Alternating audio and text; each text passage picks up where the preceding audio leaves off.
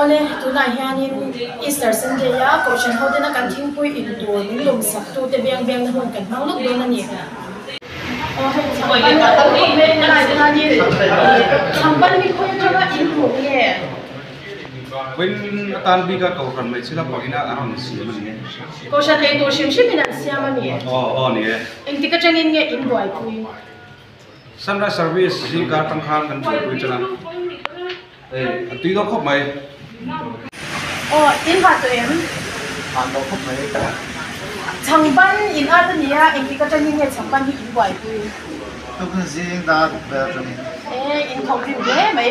i atui do nem caution hote kan kai do nem với ina thing khoi lum te hi eng group nge in ni le mo se on le me tui te bin lum ro ani le pui pui hi changpan I at ve re re nem an man cha lo mo nga tinge ani ar tui chung ma nem thing khoi ta le sem ma do na lo mo khop me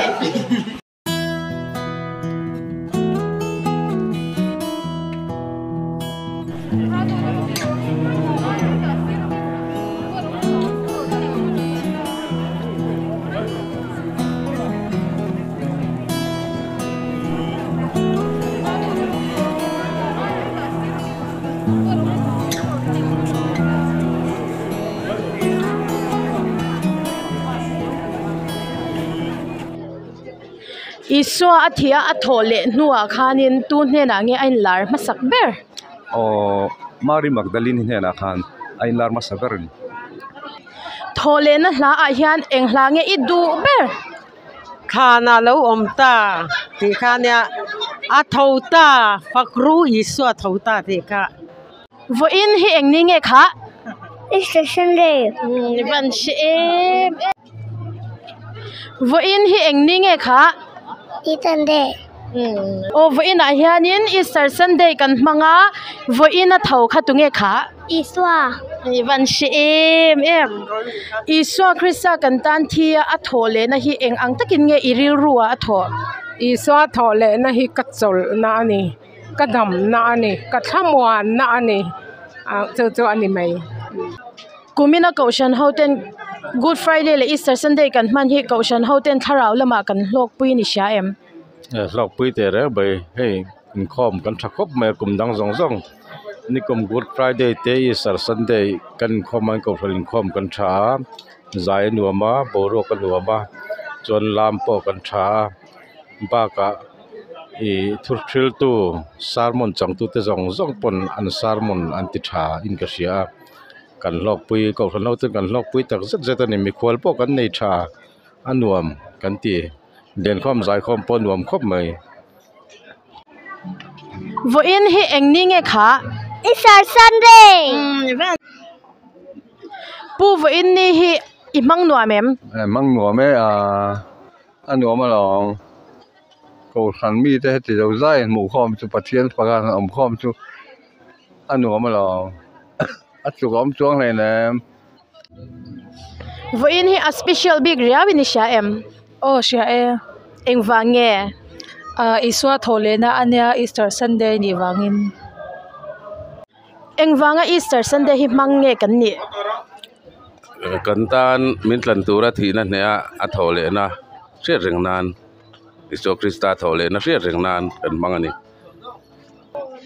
Good Friday le Easter Sunday vok vet abo rok vela hian a eng lai khange nuamin ti ber pathian fakalam khan mi income lim taka kan han income te pathian faka kan han lam ho te khan nuam ka ti zong takni sermon ngai thak lai te income lai hian nam ka ti lai berani Easter Sunday hi nuami ti em engin nuami ti chan Mama Teoma vo in he eng ni nge le Easter Sunday ani chuanin in khom bana khan ar tuite em mai changban em tuiti em atui lituk ipor mo ale lo me Iso Krista kantan thia a tho le na hi ipomem pome ole hei tun a hianin aizol lama changa Good Friday le Easter Sunday mang tura bir kho thira ron kal wang te an nia zona toite kan han zot velok don ani lal Iswa Krista kan tan athia alo thole ani ti hi iringem ringe kumin Good Friday le Easter Sunday kaushan hoten kan mana hianin tharau lama emo ti salama poni se hlok puina inayem nei te reng mai lali swa kan ta na a in pek na a ro puina tun Good Friday le Easter hian ka mun thar le maya abik takin kan tran tu Good Friday inia kan tran tu Bible chiarte an soibel te khan min ti hlok le zwal aro pui ka tia a chan chu lali swa kan ta na in pek na hlut na hi tu te poi hanan soi se a hlut nei kan la soi chuak zo seng lava a hlu em maya tu te motor ai chu alo tuar thei mai thei thi ai em i ro hi chu tu thi ai ma hi kan thi thei hi rin om lo he chu chu tran tu in pek na le han soi kha na ti ro pui ka tia kha khan hlu le zwal kha khan min ti hlok em ma tin kan thu soi tu te thu soi po thakop mai ka hlok pui em ani lali Iswa Krista hi kan tan a thole nge ani ti hi iringem ringe kumin Good Friday le Easter Sunday kan man hi kumdang nen enge adang lamna min shil thayem cầu thần hậuกันlimaกันin khom tra in khom ba na cùng đăng ang lâu tất in sang ban nền rồiกันเสียcái hệ đăng lắm đó nó sát tất cả này kumin Good Friday le Easter Sunday hi kaushan mi puite hian kan hlut tokin isha em kumin hi mi puin kan hlut khom maya biangina po kan leng lo tukania gallery kan thun na ngai lo ate po thun na kan rem chapa in khom bo ruak pon no matin zai pathian foka zai po anuam khom mai tin item nei sang sang point thatakin i anti hlot ling thei hi ahlu ni Easter Sunday hi Christian tan eng ang takapoi mo nge ni min shil them Easter Sunday hi lali Iswa Krista thina le thole na kantan sual nea a thole na ni niro pi tak mai ania khovela Christian zong te ring tu zong te tan ni big le ni poimo big ania he thole na hian entir tam tak ania chung zinga chuan thina in nunna achak zok ani ti he thole na hian a entira tin sual ain thatna achak zok ani ti entirna ani boka tin diabola setana kan ti ai hian lali suwa hi achak zoka thila ti thei zok ani ti ei hian a entir bok ani so wang chuan he ne hi apoi mo em ani tira dang le chuan lali suwa hi thole lo ta sela kan rin na le chandam na zong hi om se nei lo ani don ti hi Bible atang kan mu chu ania korin thon khat bung som panga chang som pasaria chuan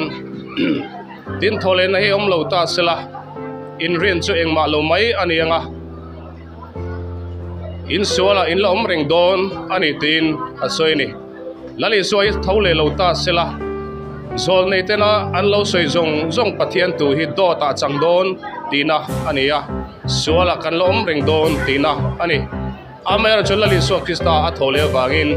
nun thar nein keni po kan thole don chu Christian tele ring tu song tan hian alom em ani tiradang le chuan lali suwa thole nei kan in thamon na tur ani thina dail himo me te lungai le beidong mo me te tan be sei na le thamon na petu ania lali Iswa Krista khenbe ania phumani khan azir tir ten beidong em maya emau khokonga thiandun kalte po khan khovel chandam tu tur ani kan rin telu nen kan be sei telu nen tin lali suwa athian thiat khan bedong takin an out chuak ani